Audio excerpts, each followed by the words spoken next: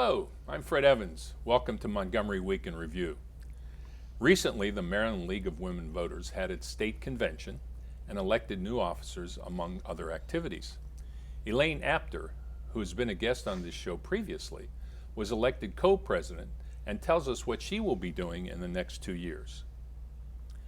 Hotline was one of the original programs of the Mental Health Association, now named EveryMind, and it continues its importance to the community and EveryMind. Victoria Layfield, a Hope's Hotline manager, has the story. CCI Health and Wellness Services has the largest WIC program in Maryland and has opened a new center in its Wheaton location. José Luis Diaz from CCI will report. It turns out that summer is a time that volunteers are especially needed at Interfaith Works. Samantha Crosby from Interfaith is here with dates and the jobs that needed to be done for people in need. Welcome. Welcome to all of you. Thank you. Congratulations. Thank you. Is that appropriate? I guess so. Tell us about the league, Jim. Well, the State League, of course, their basic job is to coordinate the local leagues and help them in their functioning, like the Montgomery County League of Women Voters. We also lobby at the state level. We've already sent a letter with other organizations to Governor Hogan, urging him to please keep on line with the environmental initiatives that we've already done, not to step backwards. Redistricting, we are still working with the legislature to try to get something on redistricting. Where is that now? It's behind the scenes. It was rejected. What came up in the legislature last time was rejected. The league was against it, so we're going to start all over again. We don't want to rely on other states in order to get a redistricting program. But the other main thing we do is, of course, our voter registration. Right. We have a big working going on with Baltimore City, Montgomery County on registering new citizens, which is very exciting. And then we do our studies. And one study that is just finishing is the question of open or closed primaries. The league has a position on closed primaries. We always look at our position and we're saying, is this still valid? So I'm sure somebody will be back from the league to talk about that. Where can we find the studies? The studies will be online on the league website, lwvmd.org. And lwvmd.org. Okay. And we always have like an 8-page paper on it and then background material. But the scary thing is the State League also voted on 4 new studies. One is the aging population services for the another is civic education, which really is a concern for us in schools and in the community. Death with dignity is another one, which I think some of you also deal with, and that not just for the aging, but that we want to make sure that's across the age borders. And the last one is parole and sentencing in the state. So you can see we are a very broad group, and then along with all that, starting probably in January, we are going to get going for the June primary, June 23rd. And is it that the 23rd or the 26th? 26th. But that takes a lot of background. And you work provide for us. We provide materials to the citizens. The voters' guides for the citizens, and we do it for all the counties in the state, even the counties that don't have leagues, so that they have some kind of nonpartisan information on the elections. I'm sorry, is the guide provided in different languages? Yes, we have done Spanish, and we're looking into, we do have a group in Montgomery County that is working with all cultures, and we have been working with the Chinese community. So yes, that to us is very Right, important to Samantha. have some kind of language. How do you get the guide? How do we get the guide? Or We how do you create distribute How it? does And it- who gets the guide? Okay. Basically, in Montgomery County, we print the guide, we distribute it through the libraries and the government offices, the senior centers, and anybody that wants it, we literally deliver it ourselves. We stick them in the cars. I took over 1,000 around to different areas. All you have to do is call the local office, Montgomery County League of Women Voters, and just tell them you want a voter's guide. Or the tech-savvy people can go on what we call Vote 411, and you get it all online All and online. interactive. And that's exciting, and hopefully, and that's throughout the country for that one. So we're going to be a little busy, I think. Oh, I Yes, should say. yes. How has this, how do I put this? How has this current political atmosphere affected the work of the League at all? That is very interesting, especially being nonpartisan. Right. And we really deal with issues. So even nationally with the health care, I've been on the Hill a few times, and it's not Republican or Democrat. Basically, what we go in and say, we think these are important, such as pre-existing conditions, women's health care, and so. And what we say is, please make sure that whatever bill you pass has this in it. Have you seen an increase in kind of like volunteer or people wanting to get Yes. involved in the political climate? Yes, we really have. I think many of the political organizations dealing with issues have, and we have definitely had a rise in membership. And interestingly enough, I'm on my way after this to a 4-day council with the other presidents of the state leagues and the national board to see, how we can promote the issues Well, like environment and health care. Thank you very much, and I Okay. encourage the audience and all our citizens to pay attention to the website and the information. Thank you. Victoria, welcome. Hi, thank you for having me. And tell us about, give us an idea about what EveryMind does, its efforts, and then specifically the hotlines that you work with. So EveryMind is a nonprofit organization, and the hotline is one of many programs there. The hotline is 24/7, 365, and we are completely run by volunteers. So that's part of my job. Is what I do is I run the volunteers, all the way from recruiting to hiring, interviewing, and then I teach our class. And what do you teach? So our class is 55 hours. Wow. Yeah, so it's a big commitment. And it's 36 hours in the classroom and then 16 hours in the actual hotline room. So the 36 hours in the classroom is kind of like a college course where you're learning about different things like suicide prevention, obviously, and mental health issues, victimization, abuse, and things of that nature. Sadly, we have about a 50% passing rate. It's not for everybody. You have to have a certain type of empathy. You have to have the time and the commitment. I'm sure. Yeah. So sorry. Go ahead. So we really rely on our volunteers, so we're definitely always recruiting. And how many do you have now? It's hard to say. We probably have about 40 to 50 right now. How much commitment do they need? Is there a minimum amount of time That's- that the yeah. volunteer Yeah. has to? That's a good question.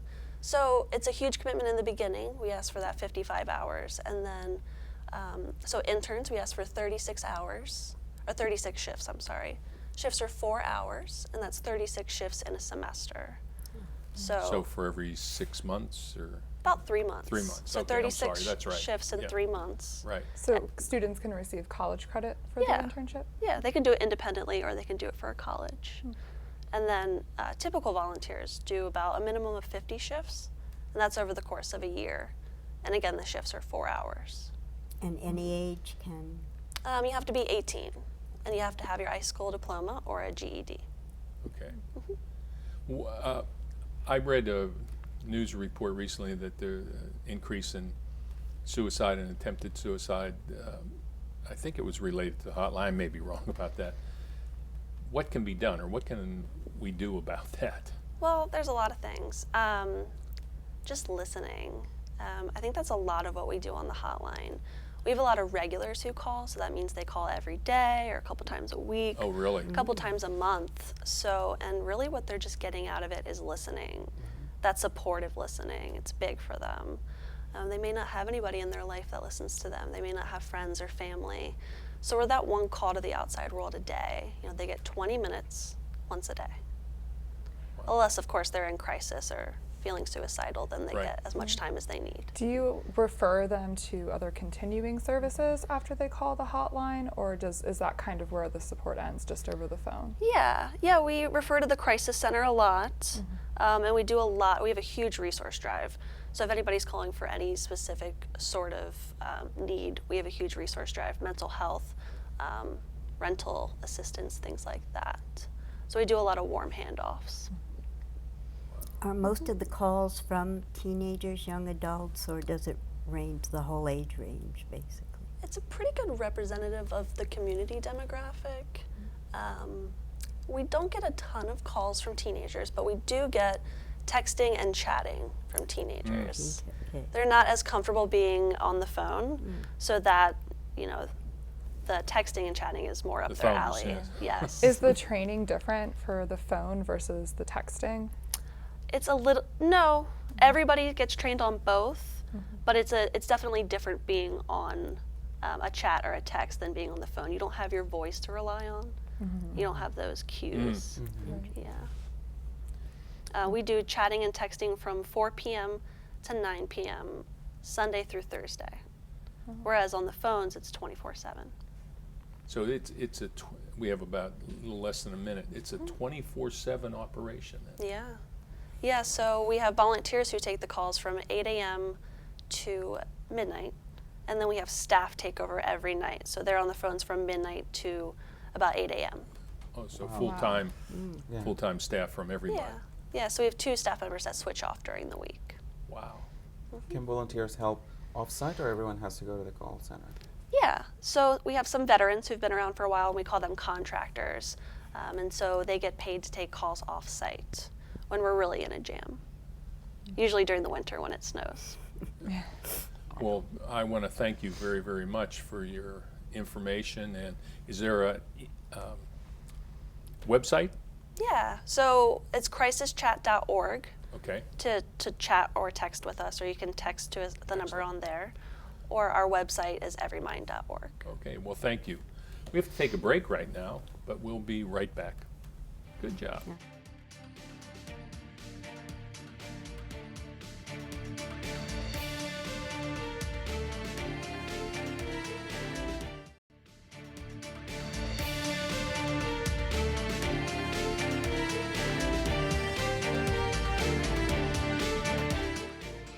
And we're back. Jose, nice to see you. So happy to be back. And tell us about CCI and also what WIC is. Some in the audience may not know what that Very is. happy to tell you about it. CCI Health and Wellness Services is a local nonprofit healthcare provider that has been around for 45 years. Wow. And we've run the WIC program for the state in Montgomery County and northern Prince George's County for the last almost 20 years. So it's a big part of our operation. It is the largest WIC program in the state of Maryland. We serve about 32,000 participants a And I'm year. sorry, what does WIC mean? WIC stands for Women, Infants, and Children. Gotcha. And it's a special nutrition and assistance program that was developed by the Agriculture Department over 40 years ago. And is managed by the Department of Mental Health in the state of Maryland. Okay. And we just relocated a site in Wheaton, right in what used to be known as Wheaton Mall. It's now Westfield. Yes. And it continues to be the largest WIC center in the state. We serve about 8,500 participants a month Wow. Wow. at this site. And it's beautiful. It's branded with our new color scheme. And we are very excited to invite the people to come and see it. And one of the things that most people think about WIC is food stamps, and it's the opposite of that. What it is a nutrition education program for the whole family. Moms, kids up to the age of 5 come on a regular basis and receive workshops, all about how to balance your meals, how to use your budget in a way that makes sense, how to substitute foods. We come from very diverse backgrounds, and we're Right. very used to our foods from our different countries. So we want to teach people how to continue that tradition in a way that's healthier for the whole family. And hopefully by the end of 5 years, these families graduate and become examples of how to lead a And healthy help life. others. Are the And help others. workshops required to receive the benefit? It's mandatory, yes. You cannot become a WIC participant and not come to the workshops. Do they have actual cooking classes? Or? We do. We have the WIC program employs registered dietitians, and so they try to bring some of their family recipes into a more nutrition style of cooking, and we bring guests from all over the place. It's a very, very specific curriculum, and it changes obviously based on the need of the mom and the kids that are part of that family unit. It is based on income and household size. So depending on how many people live in the household and the money they bring in together, that's how they determine who can participate in the program. And it's a very successful program. I mean, it's one of the programs that really have made a difference in many Yes. thousands of families throughout the United States. Are there still restrictions on what they can purchase? with Yes, some- absolutely. It's very specific. The whole idea is to really illustrate to people what is the basic basket that can ensure that everyone in the family is going to get the right nutrition. So it's very limited and very specific, and it varies from family to family because some families have different dietary needs. So do you cater to like food allergies? and Food things like allergies, deficiencies, if we determine that there's some deficiencies, we do a health screening for the moms and the babies, and if we determine that there is something that's missing, we try to complement that through nutrition. We also refer people if we determine that they don't have access to medical care. We can refer them to our own health centers. Dentistry is also another big part that we push Yes. with pregnant moms and their babies. So that's another referral that we make sure we take care of in-house, because we all know very well the importance of oral hygiene and our overall well-being. So also behavioral health. We also do have an opportunity to find ways to connect people to behavioral health. Postpartum depression is something that's very acute and something that is often ignored. So we want to make sure that we keep an eye on that and we understand what people's circumstances are so they have the tools and resources. We have about 20 seconds. What is the major message? You've given a lot of good messages. No, seriously, that you'd like to get across in about 10 seconds. Thank you very much. Go to our website, cciweb.org, Okay. and you can find more information about our locations. Excellent, excellent. Well, Thank you. thank you, thank you.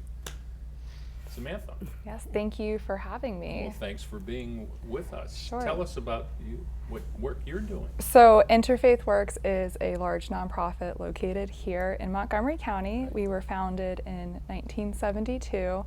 Some people might still know us as Community Ministries of Montgomery County, but we are Interfaith That Works. was Lincoln Lawn Drain, right? Yes, that's Started, correct. right.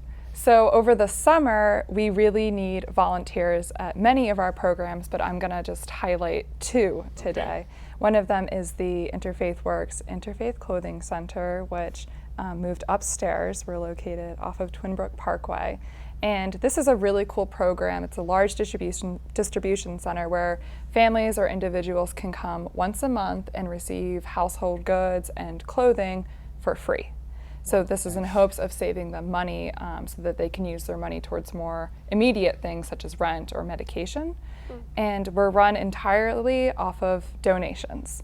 So everything coming in must go out, which means all of those bags need to be sorted, which is where the volunteers come in. We need people that can greet donors, help them unload their cars, then go through the bags, make sure everything is up to our quality of standards. We're not going to put anything out on our floor that we wouldn't wear ourselves. Interesting. That's nice. Yeah. So Is there an age limit on your volunteers? yes, you need to be 14 years old or older. And you can get student service. You learning. I absolutely don't want to can steal get your thunder. That's okay. You can get SSL hours. So it's a great time for students to come. You can bring friends. It's a really fun environment. We listen to music, and it's important. What you're doing is really important because you're living in poverty. You need to take certain stressors out of the equation, such as, well, back to school shopping. Right. You know, that can cost a lot of money. Absolutely. We School all know supplies, that. they cost a lot of money, but they can come and get it for free and You feel the mentioned support. Household goods. I always thought of just clothing, but you also accept household. Yes, we need household goods, pots, pans, cups, especially linens. People don't think Oh, about interesting, linens. yeah. And another big need that we have are diapers, especially adult diapers. We never seem to have enough of them, and we want people to feel comfortable asking, and we want to be able to fulfill that need Right. when they are here. What's interesting because there was a study that just was released that low-income families, 70 cents of every dollar they earn is spent on transportation, food, and rent. Wow. So that only leaves 30 cents for everything else, Everything including else. clothing. Right. So that's a great tool. Thank you. And so the other volunteer opportunity that I wanted to talk about Go was ahead. at the Interfaith Works Women's Center, which is a homeless shelter that houses 70 formerly homeless women. And on site, they have access to vocational services so they can get job training. They have access to daytime activities such as yoga or art therapy. And they also have access through a partnership with Cornerstone Montgomery Mental Health Services. And we have a partnership over here with CCI Health and Wellness to be able to see doctors and get medical care. But while those women are living there, they need meals. And we need people to provide the meals. We are looking for volunteers to provide either 35 bagged lunches that the women can take, which are dropped off the night before, or 35 dinners that can be served. And the dinner, if you don't want to cook, you can bring in pizza, you can bring in Chinese food, or you can bring in a home-cooked meal. And you can serve the women and kind of have a chance to socialize and interact with them.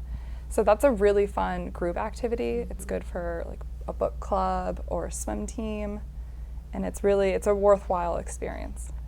I've lived here for 46 years, and I still don't want to create a problem, but I want to just frame this. How do we get the word out in our community that these kind of issues exist? I think it's just talking about it and not trying to sweep things under the rug. Right. And maybe addressing some of the systematic issues that create homelessness. Right. And removing the stigma away Right. from it. Right. Very good. Very good. Well, one of the things that I've learned through our partnership is that 30% of the women in this particular site are full-time employed. They have Oh. full-time jobs. And Really? Yeah, and to me that It's a very powerful statement. was mind-blowing. Are the children also on the site? So not at the Women's Not Center. at the women's. Okay. The program that serves the most children would be the Interfaith Works Clothing Center. We also have 2 other programs under the Family Services Division that serve children, which is the Friends in Action, which is a family mentoring and case management program, and the Interfaith Housing Coalition, which is permanent housing with supportive services.